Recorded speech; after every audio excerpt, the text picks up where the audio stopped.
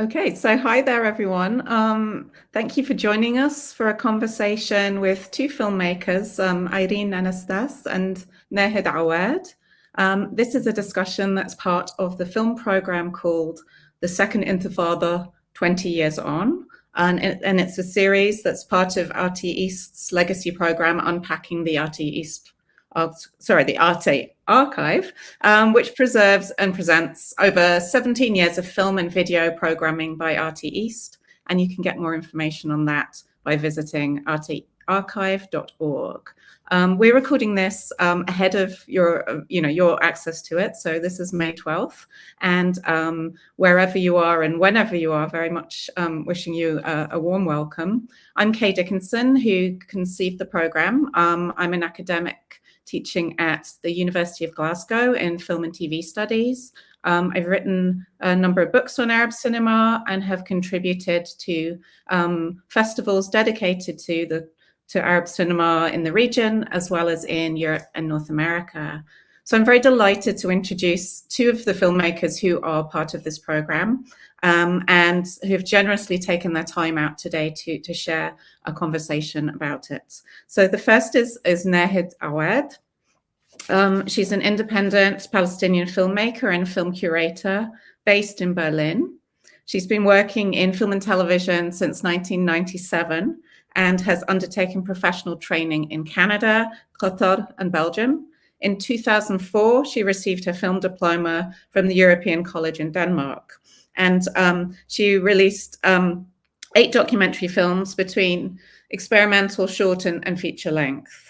Awwad's films have been screened at all sorts of festivals. Just to mention a few: Hot Docs in Canada, One World Human Rights Festival in Prague, Vision du Réel in Nyon, Switzerland, and the Cannes Film Festival. And she was to the International Trailblazer Tribute, Middle East Trailblazer in MIPDOC. And we're delighted Going for a Ride and Not Just Any Sea, which are both her films within this program. And then before I introduce the program itself, I'd much more sort of keener to introduce you to our second filmmaker in this conversation, who is Ayreen Anastas. In lieu of a biography, she's asked for us to read this short statement. So here we go.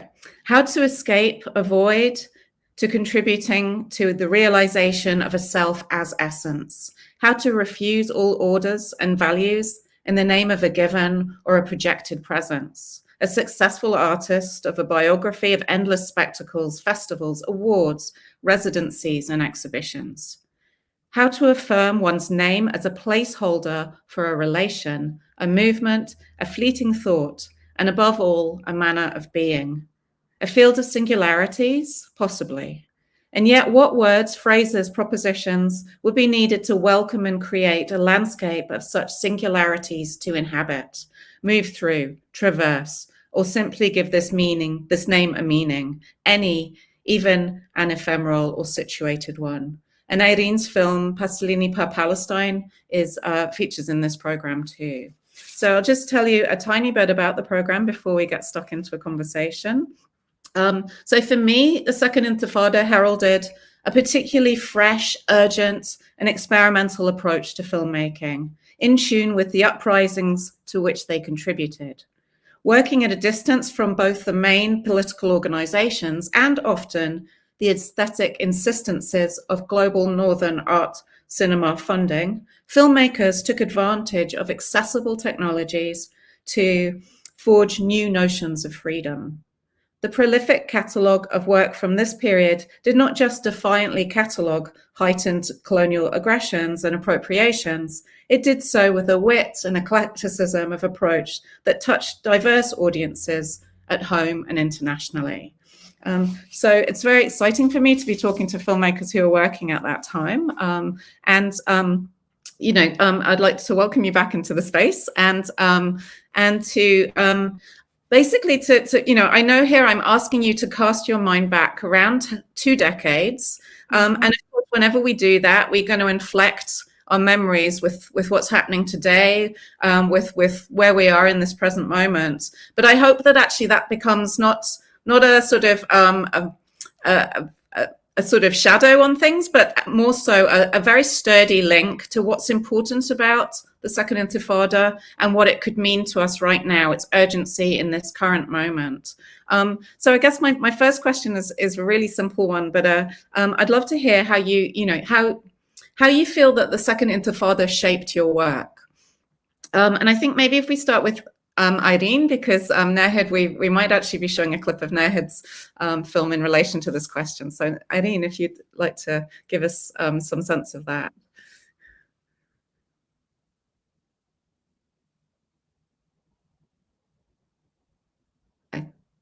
I have a feeling you might be muted.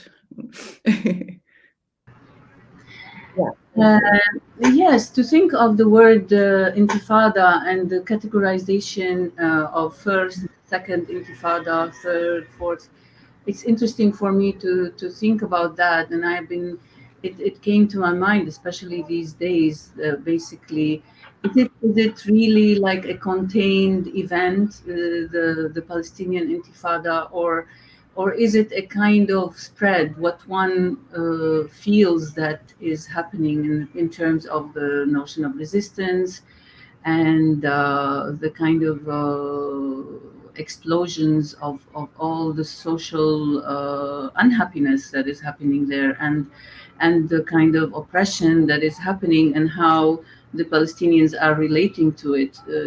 I mean, intifada is one kind of notion.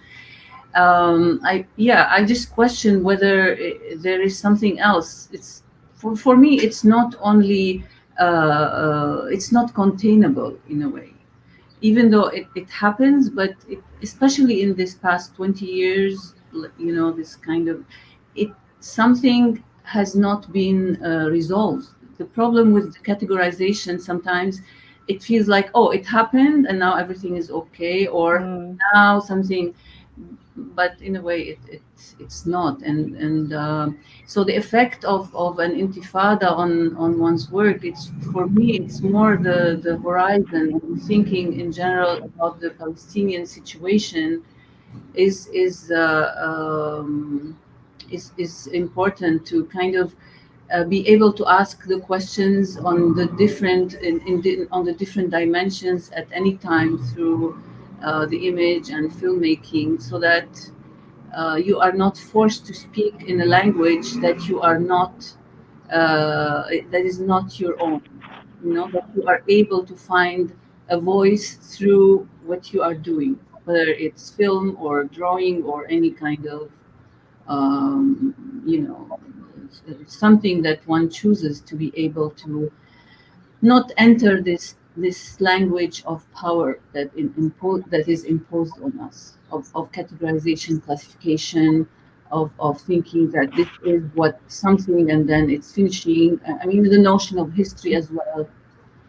Yeah, so I mean, I can enter more the film, maybe, since you chose Pasolini Pa, and I mean, or I can keep a break a little bit for Nahid to also enter. And that, And yeah, and then let's see how it rolls with the.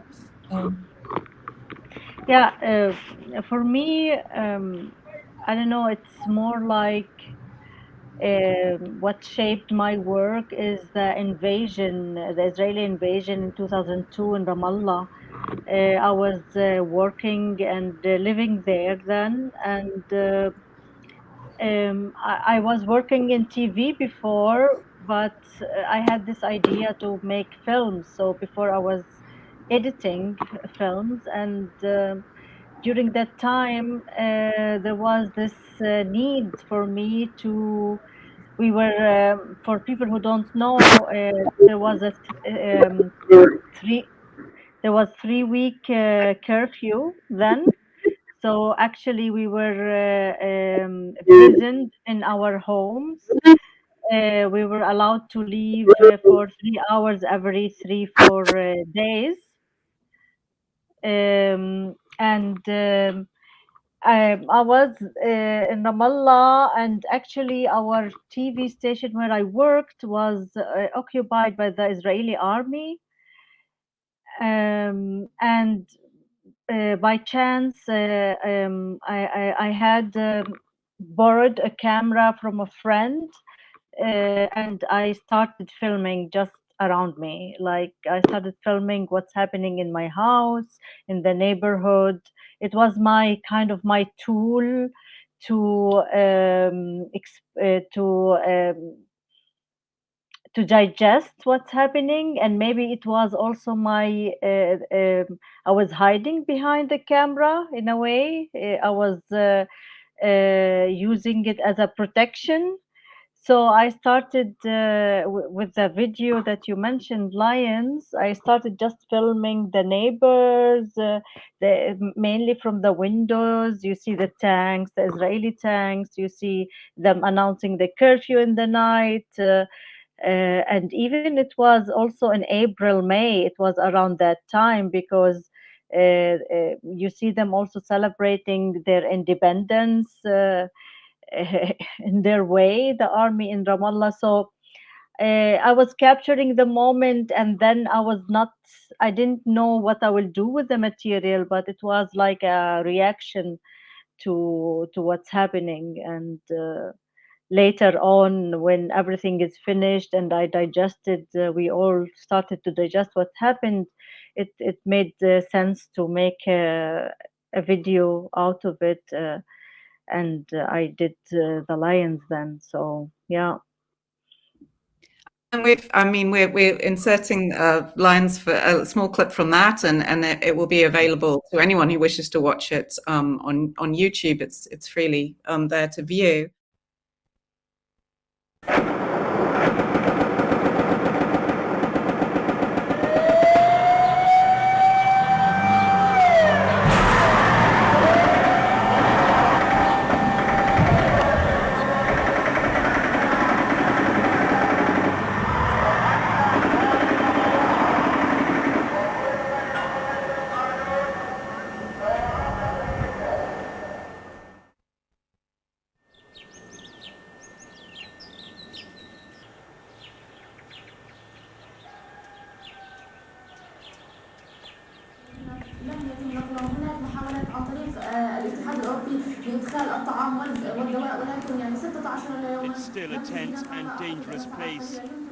سوى خطر الموت بالأوبئة التي أصبح خطر انتشارها قاب قوسين أو أدنى. الخارجية الأمريكي كولين بويل بدا الأكثر تفاؤلا وربما الوحيد بشأن المباحثات الجارية العاقلة من الطرفين. التساؤل هو هل طورت حكومة شارون الحكم الفلسطيني لإنهاء الاحتلال مع ما طورته جرباته تحت الأنقاض في حملة كان الموت عنوانها الأبرز.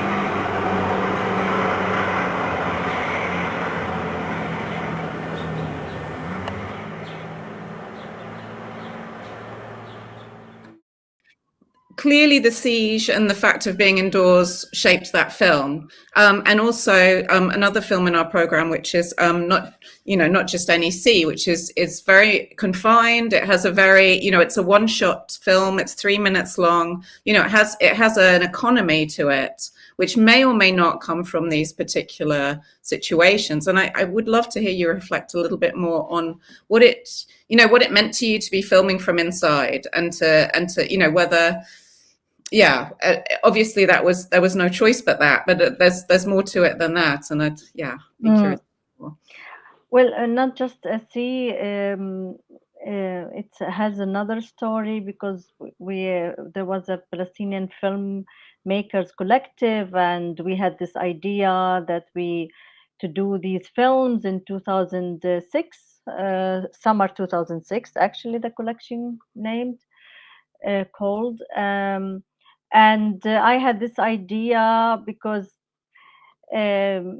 as I grow up as a child, the restriction of movement started to mountain with the years passing. So my restriction of movement as a Palestinian who live in the West Bank and hold the Palestinian ID card, becoming more and more restricted and limited. And the sea that I used to reach easily when I was a child, I could not even.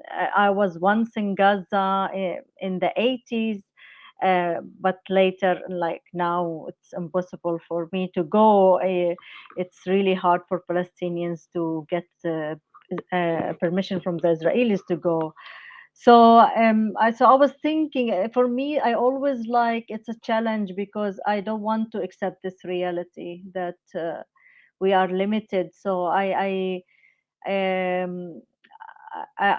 try to challenge this in the videos. The same with going for a ride, because during the invasion, I was also filming, like I filmed my neighbor, a car being crushed by the tank. And in the same time, after the Israeli invasion ended in Ramallah, I heard about Vera Tamari, the artist Vera Tamari. She's doing this exhibition installation in Ramallah in a football field. And I felt like they totally fit together because I was collecting lots. I was obsessed with these cars. Every time when we went out to the street for these 3 hours, I spent more than 2 hours to film and 1 hour just to get my food and my necessity for the next 3 days or 4 days, because we never knew when it will be lifted. You always had to be wait until it's announced. And actually, sadly, yesterday, like part of this film, the first film, because it brings me back to the coverage of one of the journalists in Al Jazeera, Shireen Abu Aqla, who was killed yesterday by the Israeli army. And in this video, the Lions video, you hear her voice, and it's a voice that accompanied us. Like it was really part of our day to day, even hour to hour moments to know what's going on outside the house. So I'm very sad that she left us in this very horrible way. Yeah, so yeah, and then things like I didn't really plan. It's not about like things start and then other things come and everything makes sense. Like even now I'm looking about my work and I see when I was living in Palestine, my obsession was the restriction of movement. Many of my films, if not all, talk about this because I was living it and it was part of my daily life. But in the same time, I did not really want to accept it. I didn't want to give in to this reality. So I was all the time trying to challenge this reality. Yeah. No, and I think, you know, what's clear from this whole body of films is exactly that. The use of every means necessary, including filmmaking, to assert freedom, you know, through form, through content, through obviously political kind of, expressions, let's say. And, you know, I also think that what was going on as well was a very clear sense of challenging the dominant mode of representing Palestine. And, you know, that comes through in so many ways. And I want Ayreen, to take you back to, you know, like this mention of history, because in a way your film, which is, for those who haven't seen it yet, it works with Pasolini's the Gospel according to St. Matthew, and the scouting for locations for that, and a very, very sort of kind of so what am I trying to say? Like an interweave between your film and the present. So it is a very historical film in that you're dealing with the sort of age-old sense of the Holy Land. There's a sort of everyday, something that is so familiar to many millions of people in one sense, but in another sense is completely sort of twisted in how it's represented to us. So yeah, I'd love to hear both of you have a sense of like what you were doing in relation to those dominant images of Palestine at that moment. Well, I think also what Nahid was saying in relation to reality, for us, for me, it's very important, the notion of art that we feel. I mean, why we are artists, why we are doing or what we are doing. In relation to a notion of reality. Basically, we can only access that truth of reality through art. So this is our task, in a way, and we cannot have direct access to reality. So art is basically a kind of a device. It's an intensification machine to make us access this truth of reality. Let's say a notion of a film, the idea of the biblical landscape, a kind of a script that can deal with that. And the notion of a script is quite oppressive if you think historically. If I go and open the Bible and I create a script, a narrative, and I say, well, I will create this kind of narrative and I create an itinerary and we will make people migrate slowly and this script will take hold. And the more I repeat it, the more it will win kind of resonance. So there is something oppressive about the notion of the script and the itinerary as well, no? Because it takes this kind of linear notion of time and something that is separate from, the moment of lived experience. It's imposing something on the lived experience. It's conditioning bodies to go through this experience. So in a way, what Pasolini did, he basically created this kind of movement through the biblical narrative of like, okay, it's a mise en scène. It's a kind of like a play for me. What he did is like, let me see if this is working. Let me see if that is working. So for me, it's important to see, well, I would like to think of the word scenario and show that it doesn't have to be like that. No, it's not like the truth is not fixed to those words that are written with such authority, so it's always about breaking that kind of closed narrative of power at the end, of how that power wants us to see the world, feel it, not feel it, because power wants you not to feel anything. Power is all about rationalizing, categorizing, segmenting the lines of things, history from lives lived and all that. So in a way, the question of representation is also at the root of a big problem. It's not about relating to a form that is lived, that is embedded in that form. It's isolated. It's as if something can be taken out and represented as the truth of things. So in a way, our task as artists is also to kind of break that, because the representation is all about affirming the the power force of classification and all these macro apparatuses. So I don't know if I'm speaking too abstractly, but this is what I thought of. This is representation. Nahid. Yeah, how can I say? Yeah, it's like, for example, like the Going for a Ride video, who is also the installation has the same name. It's about this creating an opposite reality of and challenging also this imposed reality of so Vera Tamari, the artist, she created this fake road on a football field where she collected some of the cars that was crashed by the, and then in a way bring it back to life with even some sounds, with the radio sound of the and maybe it's a very symbolic thing, car, because cars take you places, but it's end up to be in a, you know, in a kind of graveyard. You see all the cars. So she wanted to make this symbolic recreation, let's say, or reviving.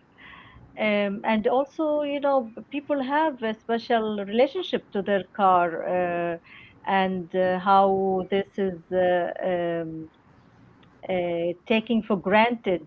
Like one of the scenes, there's a taxi driver who totally cry.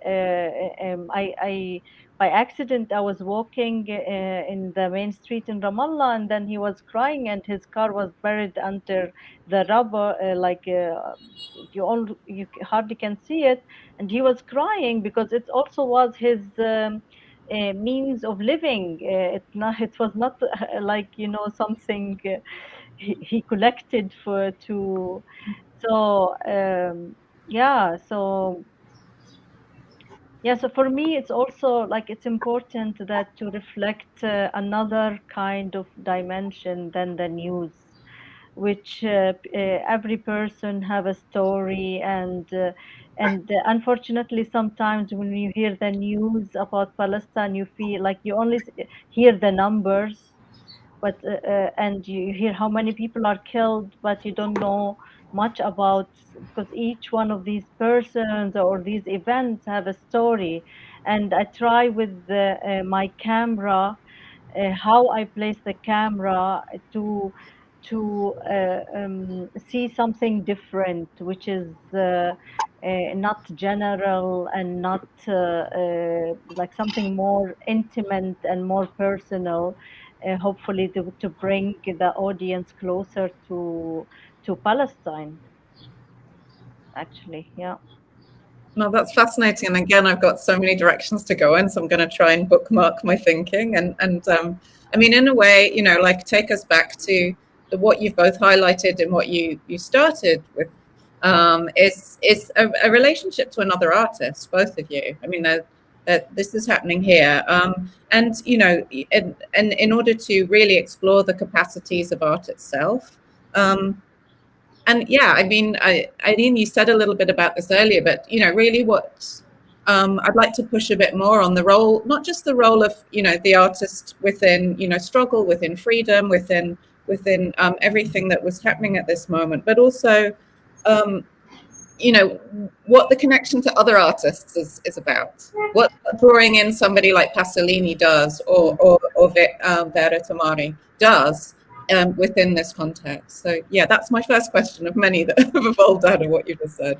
Well, I think Pasolini is, for me, is a friend maybe, and even certain shortcomings maybe, but he has certain shortcomings. But for me to approach another artist, it's more the love and inspiration, of course. And all the interesting things he was doing film, writing, engaged politically, you know, in his time. And I think for me, in this precise way, the relation to his work, let's say his filmic documentary work, he was also, but also all his other films as well. He's looking for something always. He's looking for certain faces, and he's looking for certain situations. And I felt an affinity to this, even if I didn't initially understand what is it, or I didn't have the words for it that he is looking. And let's say he was using the word sub-proletariat, no? And so he was disappointed when he was shooting in Palestine the kind of scenario or what he was looking for places, the Sopra al-Wagi. For me, it was like, why is he disappointed? What is my feeling? It was very a kind of engaged feeling that I couldn't kind of figure out. In a way, I think something is very important about his dissatisfaction, and which is related to modernity, I think. And maybe now with the friends we have been discussing in the last few years, maybe modernity / coloniality, and what it destroys actually. And if you think of the landscape of Palestine, if you think of all the forms of life that exist, the lives of the, let's say, Palestinians in relation to the land, to customs they have, to relation to each village, its own dressing and own way of relating to each other, its own accents. Of course, Pasolini is also very interested in different dialects, and all these different layers that are very rich of in any place where there is a certain, let's say, for the lack of another word, indigeneity. Modernity / coloniality declares this as backward. This is something to be destroyed. Let's build a new road. Let's make development here. And so I think in the most interesting way, what I understand Pasolini, he was always going to myth. He was going to Greek myth, he's going to India, and of course, one can critique him and say, oh, you went colonial, you are Western white. But I think it's, for me, I like to work with the love and finding that kind of points of relation that are more flourishing, that kind of relation of love towards a horizon, because I do trust this, let's say, leftist Pasolini direction, although I know that there is also within the Marxist tradition certain coloniality and whiteness and all those problems. So this is a side note, but let's say he's always looking for something different than this modernity. Ayreen, is it like he was disappointed in the landscape of Palestine because he had an image already in his head before going there? Because that could be also because, living like 1 kilometer away from Nativity, if for some strange reason, in my grandparents' living room, they had these pictures of Jesus and Virgin Mary in a landscape where look totally not Palestine. And of course, the Virgin Mary is blonde and Jesus is blonde. So I was like, I never thought about it until I grow up. It's like we are living like, and these images, these post cards, big ones that covered like 1 meter on the wall. I think it was imported from Europe.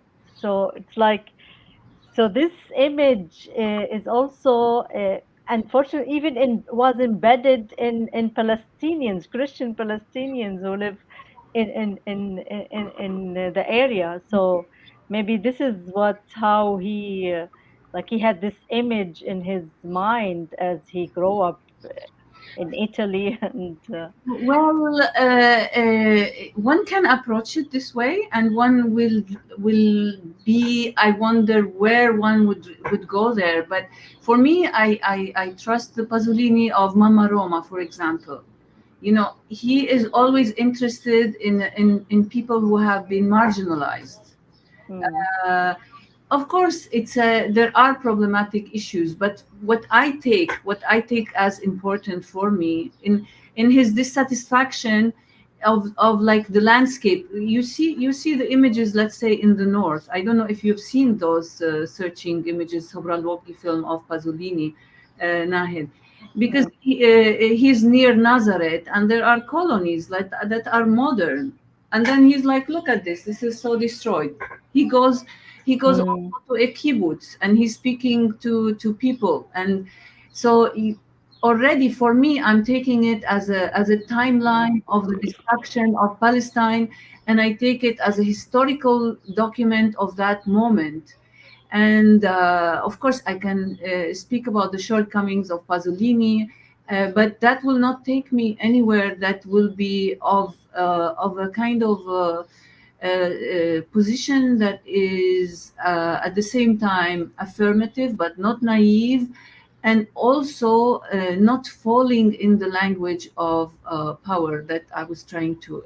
Yeah, maybe we can talk about it later. But yeah, in a way, to find the forms of life that are being lost. And let's say Pasolini in 61, 63, and Pasolini Pa in 2007. This trip, you see, this is after the Second Intifada, meaning the opportunity to create much more destruction to the landscape, and much more land through building walls and more highways, settler roads, etc. So in a way to also find the multi dimensions of the speaking about, because it's really the complexity of it is not to say, oh, it's so complex we can't talk about it. It's so complex we want to dwell in that complexity and unfold it, open it in each its dimensions, and it will be infinite. Unfortunately, it's, I don't know to say endless or infinite, because infinite is something more affirming for me. The endless is that of capital, that is endless production of commodities, of destruction. So in a certain way, it is endless, the kind of destruction of people's forms of life, of their way of relating to the land, with this wall, forcing people into a certain movement, choreography of like going to the so-called checkpoints and climbing the wall, and destroying the landscape. Actually, if you look into the hills of Palestine, precisely, you always see this settlements. So you never see this, and you see them very neat. You feel like it feels like for me like a spaceship put on the top of the hill, like the harmony of the to the land is. It's very the disharmony of to the land is very obvious, because you see that it's the land, and it's more creating alienation from people's relation to the land as well. Their form of life is in the land. It's the insects, the animals, the trees, the water, everything is basically being destroyed in the name of like progress, development, occupation, colonization. Yeah, mainly. I mean, perhaps I'll ask a question that has occurred to me, in that you very rightly, you're bringing up this critique of well, the connection between newness and building and destruction and enhanced colonization, expanding occupation, and what another thing that's happening in both of those two films is a reuse. Sorry, I've just knocked my camera. A reuse of a return, a turning back, and also a détournement. That you're working with material that already exists as an act of friendship and connection to the past, I might say solidarity, but Ayreen, you didn't use that word, so I'm not imposing it. But there's something happening, I think, in terms of using this old material that might work into this conversation about the critique of modernity. I'm just wondering if that's something that that's going on. There's a lot of reused images, and Nahid in Lions, which we've just seen, but also in Going for a Ride. You are honoring another artist and reiterating and bringing back and reliving. There are ghost images of cars. Things are being brought back to life constantly in that film, and the same goes for Pasolini. Yeah, I don't know if that's that sense of reuse and return. Yeah.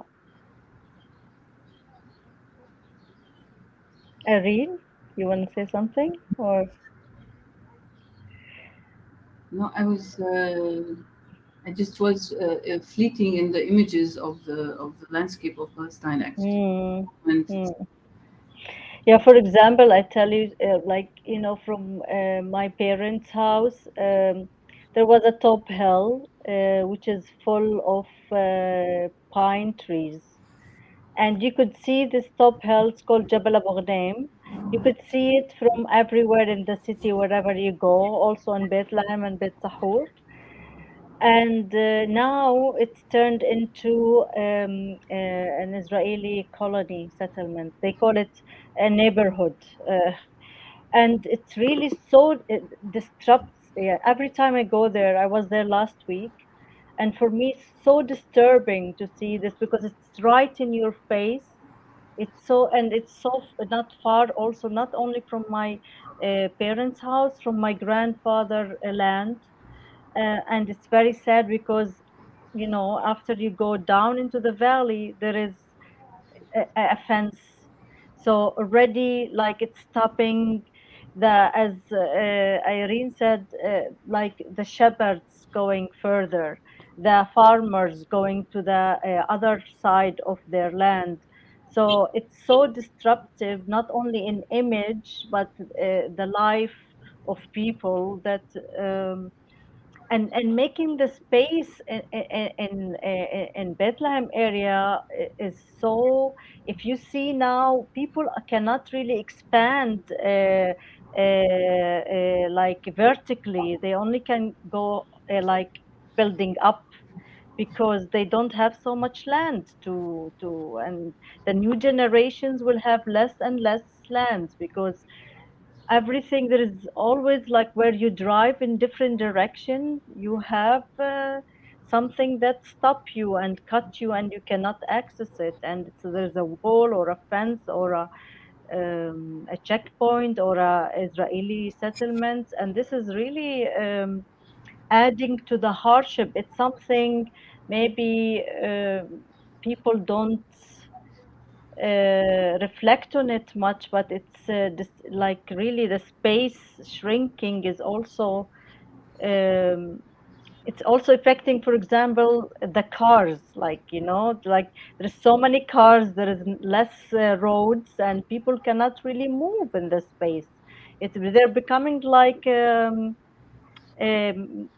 you are going circles into one place all the time in the same place, and becoming more limited. And for me, every time, because since I live outside, I see it more intense. Even people there, like, they cope with it and they need to, and this is the only way they can survive, but when you since I live outside, I can see it more intense, and I feel this also noise in sound and noise in image that always around you, and very disruptive. Can Yeah, I would say. in a way, how to film that? And I don't mean that just in terms of the practicalities of filming. I mean, like, to capture what you said and and absolutely everything that's involved in that violence. And whether I mean now or whether I mean back in in the period in which this program was set. I'm really curious to find out really what you feel about filming that. I mean, I just wanted to say one thing in relation to the cars. It's an interesting example that there is much less places to go, many more cars. And I think there is, like, some friends are speaking about the war of counterinsurgency, which is not only related to Palestine, but in general. In a way, we live in such a world that it's a kind of a preemption of this insurrection, and apropos of the notion of intifada. So basically, as I see it, this kind of flooding of Palestine with cars, it's a strategy in a way. It's a flooding people with also debt. And when people are flooded with debt, they will not think of resistance, or they are busy roaming around the roundabout with a car, and it's a kind of a certain the way you can see also the landscape in Ramallah, a certain neoliberalization of Palestine, making development, destroying the landscape in a kind of like the way Nahid described Jabal Abu Ghnaim. It's not very far, the destruction image of which is like not by all Palestinians. Of course, there is always a certain elite that is willing to do this destruction, because it is this is also important to think in relation to Palestine also in a bigger scale, because it's not enough to kind of contain Palestine. Palestine is also not containable, because many things are happening there. Of course, it's but besides the kind of known politics that let's say somebody like Chomsky and all the names that are usually talk about it in terms of like blocks of this interest, that interest. There are things that are more like in a different way that are happening in Palestine, that are happening somewhere else related to Palestine. I mean, in a way, Palestine is not containable. If we want to understand what's happening in Palestine, we need to understand what's happening in many other places, then come back to Palestine, and vice versa. It's the light, in a way, a light that we shed on a certain reality in other places, in Europe, the questions of migrations and the kind of inability to speak also about the current moment, which is like post-pandemic, the war, and all that. It's the terms are missing even. There is all the desire is for normalization, and I think in a way it is important to complexify even Palestine more, open it more, and then come back there and understand, well, what is it actually that's happening there, this destruction, and how can we also build alliances? We're speaking about solidarities, but also in art and on different levels and dimensions. I don't know. Maybe your question was different, Kay. I'm sorry. So it's the conversation. That's a great, fantastic answer, and I guess I will reiterate the question with that in mind, which is like, then what does filming do within that nexus? What does being a filmmaker or being an artist mean there? How does that get, how does that role become present within all of what you just said? Right. I mean, for me, it's each time we venture on doing something in the realm of creating images, language that is not the language that is ruling, writing, let's say, text, image, film. It's important to kind of test something out, and then you go on, and these testings are not enclosed places. For me, the Pasolini Pa is not separate from other experiences or tests we did. Let's say, I don't want to call them films or videos we made separately or together, with Renee or with others in Palestine. So each time you have the opportunity to test something else and see it. So let's say meeting people, speaking with people didn't happen in Pasolini Pa, but it happened a lot in What Everybody Knows, or another approach where you really see like case studies, examples of these forms of life that are being destroyed in front of your eyes. But really very specific, as Nahid said, it's important not to speak about Palestine in generalities, but be more specific and see it to ourselves, because it's also people's lives that we cannot find. And in a way, art, the device of art or filmmaking, gives you access, because you have a method, way of doing, practice that opens up, or an approach to be with others in a certain way, to understand the multiplicity of the complexity, let's say, of the lives, the forms of life being destroyed, the meaning of history basically is there. It's not in the book. It's more unfolding than if you are lucky, because everything is there in that moment. Yeah, and moments like this, or like small close-up of things, can be universal, and yeah, you cannot, as a filmmaker, you cannot tell the whole story of Palestine in one film or two films or even 10 films. The idea for me is also to get people interested, and then people need to do their homework, and they feel this topic is closer to them or not. But I think, Ayreen, also, that now it's happening maybe more in America, not here in Germany, unfortunately. But I mean, these relations or like co-solidarity or co-resistance, it's happening more and more. Uh, I think it was Elias Liman in his last film. I think he talked about in a way globalizing Palestine. It's like in a way Palestine became the symbol of people occupied, and the name Palestine became like a something which is like a reference for oppression and all these situations that and also it's important that we keep it in the center of conversation. Like here in Germany, for example, it's really not easy to talk about Palestine.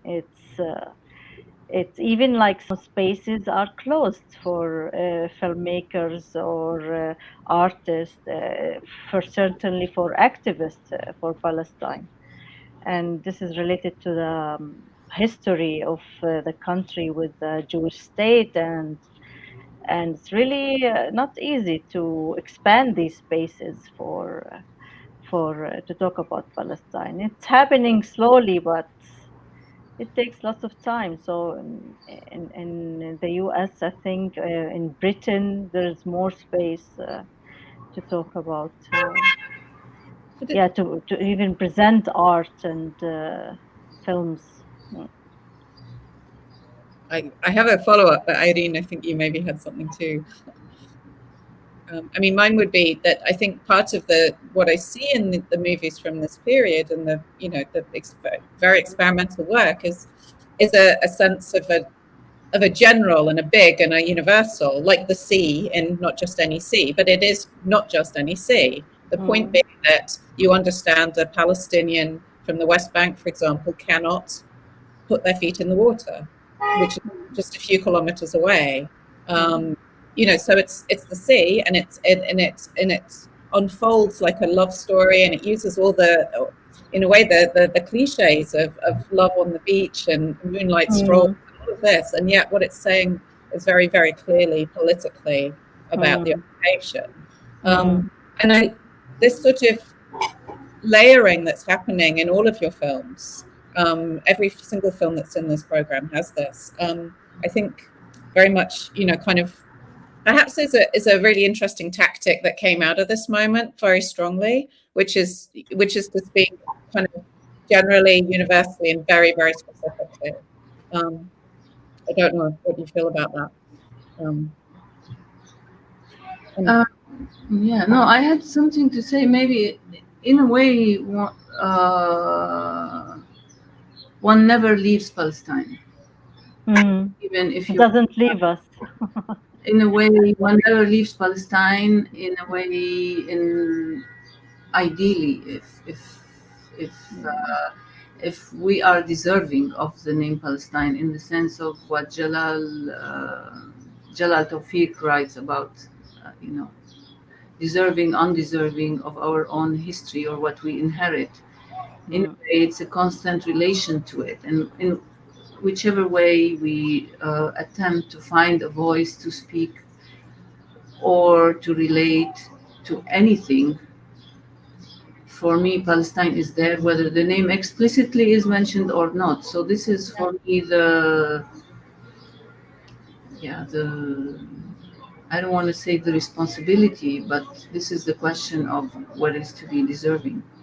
Not to forget, not to forget that situation that we grew up in, that is still going on. Apropos of intifada or not intifada, it's a responsibility to the worlds that we are caring for, whether it's Exactly. on Turtle Island or Aboriginal Australia, or migrants, drowning in the Mediterranean every day from different places in Africa, North Africa. So in a way, this is for me Palestine. It's not only. So in a way, the movement of Pasolini and in that itinerary, a movement in history, a movement in a biblical story, entangled with a lot of like problems, questions that Nahid mentioned. The image, is that a European or not? All of it together, and all the history of the left, the problems within them, and the loss of all that kind of can bring us to a language that we are able to relate to each other in a way that is not oppressive and not hierarchical and not authoritarian.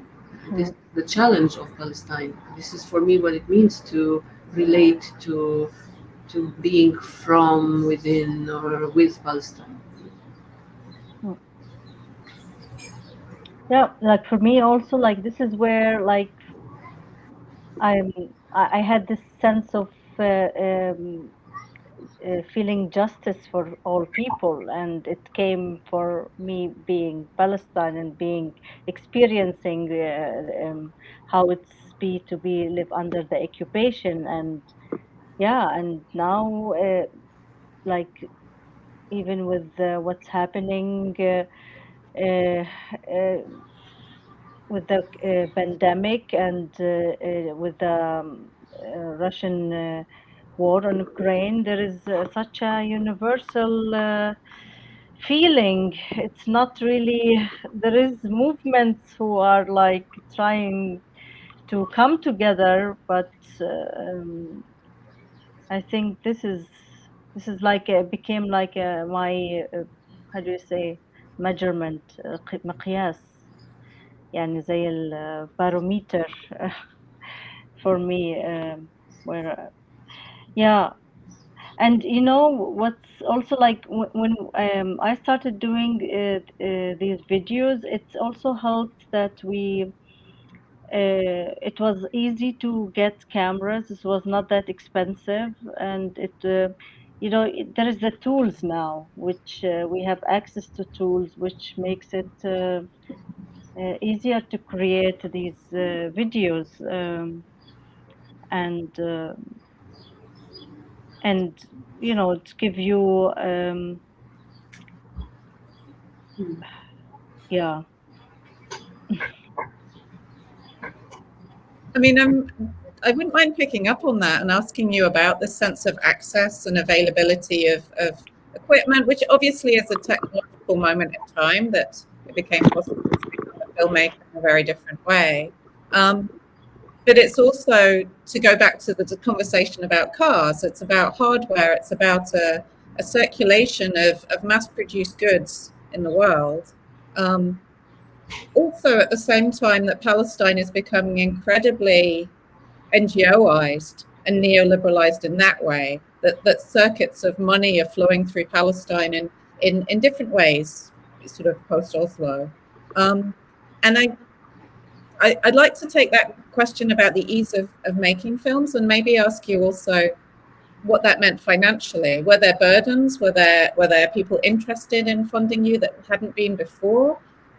where they may be asking certain things of you because of those relations of capital or relations of finance, which is a big question, but I'm sure you have answers to, like the mechanics of how those films got made in that way.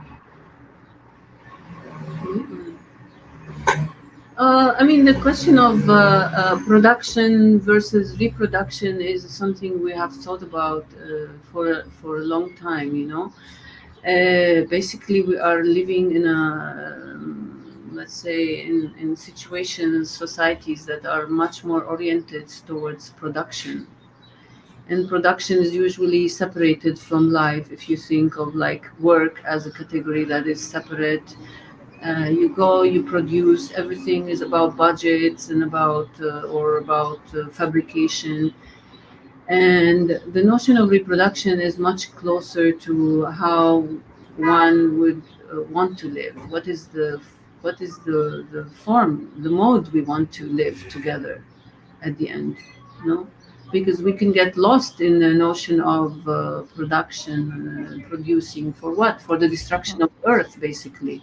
Mm-hmm. And I mean, I remember it was maybe Michel Khlefi who said one time, you know, sometimes budgets of films are bigger than the budget of the whole Palestine. So in a way, if we forget that absurdity of the world and we run after a certain way of doing, then probably it's for me it's not possible to start thinking in terms of production. I think it has to be grounded in a care for life in the widest sense, in the care for any life that you get encounter through this form of doing or undoing, which is maybe if it's called this or that, it doesn't matter what it's called. When I hold a camera, then I have also all the histories of everybody who caught a camera, and create our own kind of family of those we love who touch the camera in a sense that is creating the world we want to live in. So not to get lost in like, oh, production money and all that stuff, because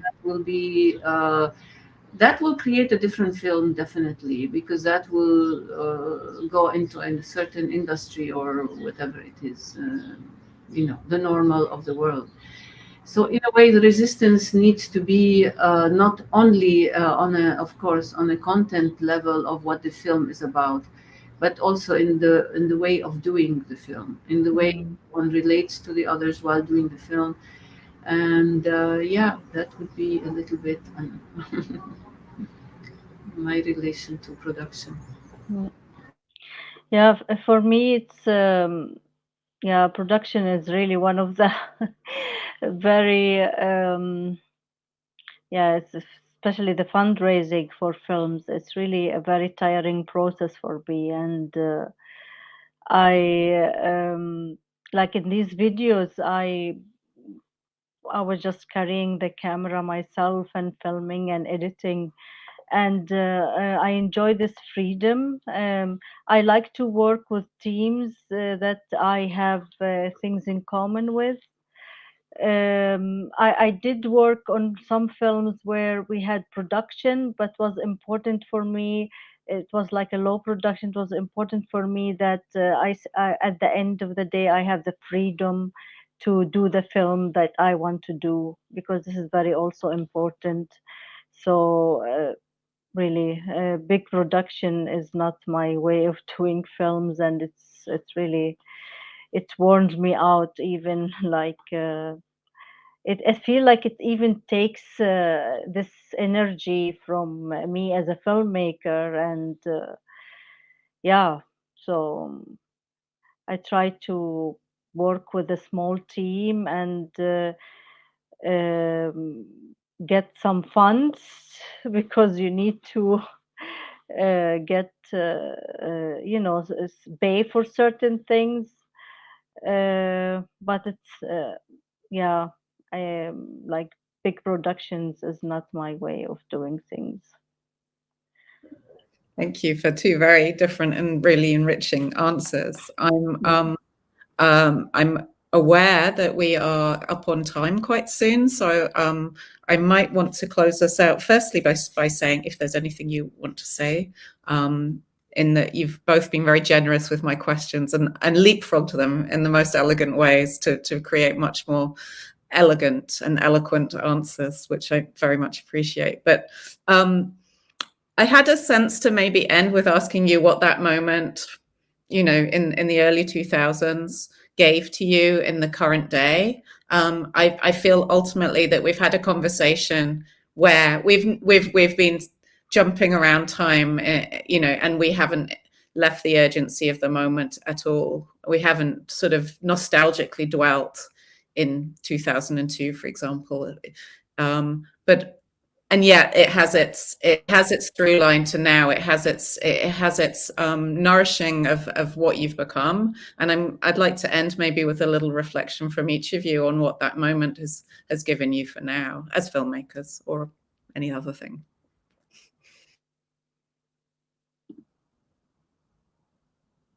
And whoever wishes. Ayreen, you're on mute, I think. So Yeah. You see. Yeah, I mean, I just have to always think of the first Intifada. If there is a kind of naming, whenever there is a second Intifada, there has been a first Intifada, and not to forget that moment, because that was the most formative moment for me, I have to say, in that moment as a young person, to see that in the whole kind of repressive, unspoken situation, that something may come up that challenges that all, you know, all the kind of not ability to speak, to address, to you know, challenge all the measures of occupation. In a way, it's a wave that came in a totally unexpected way, and then after that, it just reminds me of the whole kind of movement between the first and the second. What happened then, in a way, certain after the you know, the everybody kind of revolted. There is certain capture of that revolt through kind of a language of power that is representational, and then really not resolving in a way that can help people who revolted, the people living there. So all that lingered until the second Intifada, and then I think we are living in a similar situation now. It's just gets more acute and more difficult, the situation. So I don't know if this is more the general feeling of a kind of a color, of a resonance that is really takes you over this and the role of art is to really find and feel, have a little extra feeling sensors to see what may come and what may become later. It will be called revolution, intifada, this. But in a way, if art can have these sensors and contribute something that eventually will be part of this kind of rupture or break, so that we are not influenced by it only as artists, but we are also in it, within it, anticipating it, and coming again through it, and hopefully, I mean, we have lived it in the past 20 years in different situations in Arab countries, where also we thought nothing is possible. And then it's a movement where the repressive forces come back and repress even more. And I think Palestine has similar kind of dynamic of movement of like revolt, opening, breaking, and then repression comes again. So in a way, again, as artists, if we can be have the feeling and opening with this structure and speaking with it, feeling with it, coming to voice in it, I think that is the ideal situation for us, for me as an artist, in a way. And so, in that sense, it would be better to come like that. The influence between, let's say, the two terms, this person called Ayreen, and the situation of Intifada. In a way, the concerns of art. It would be better if there's a way to anticipate and be in it with it, come through it, from it. The reasons that made me carry a camera and go filming in 2002 is still there. So, and the motivation even are bigger, but it's more mature for me. And as I mentioned, as I live outside, and because you're living under occupation, you sometimes don't have space to reflect. You always under this constant running, or you in a way you hide from your emotions, or you're all stuck in the anger emotions. And now I feel like I can more reflect, and this will reflect also on my new work, I think. And yeah, it's making film. When I started making films, also I wanted to tell the world about Palestine, and these reasons still there, but I'm finding new ways and new tools that can reflect that, yeah, with what I am, like related to what I am today. So thank you both for your politics and your poetry and the art you make. I'm really excited, and I hope you are, to see these films come to life again in this new space. Take us back, take us forward, take us sideways, and turn us upside down a little bit. How they interact with each other as well as new and old audiences. So I'm sure there'll be plenty of conversation and feedback that runs when everything starts screening, and I'm looking forward to this continuing in different forms. So yes, thank you both very much for spending time.